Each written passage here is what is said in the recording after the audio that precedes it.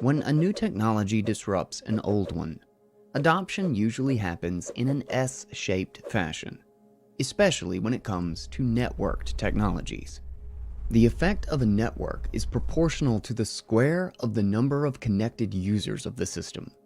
Thus, adoption of a new network technology starts slow and then expands fast.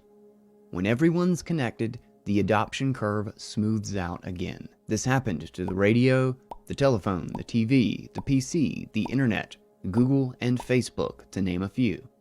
The process was more and more rapid for each one of these communication networks. Because of this, the theory that the price of Bitcoin will stabilize at some point in the future is very common. But it's wrong. Bitcoin's adoption curve will have the shape of a J rather than an S.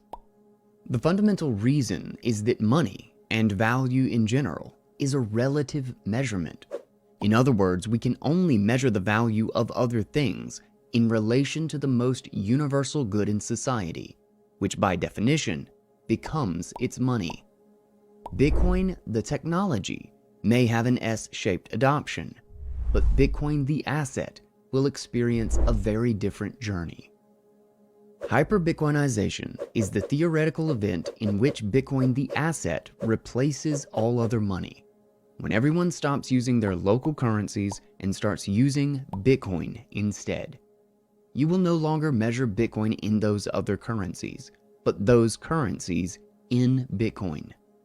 The thought is hard to wrap your head around as it is, but in reality it's even weirder than you can imagine. There's no end point to hyperbitcoinization. It is a continuous process. First, everyone in the world starts using Bitcoin. After that, all the money in the world gets absorbed by it.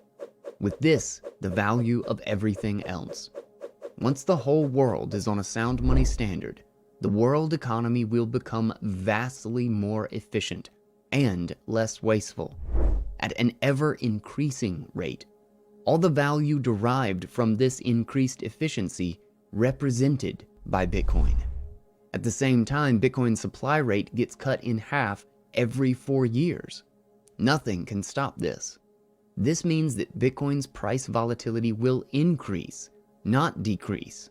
Price volatility upwards, that is. All the money in the world, an ever more efficient market, a capped supply of Bitcoins.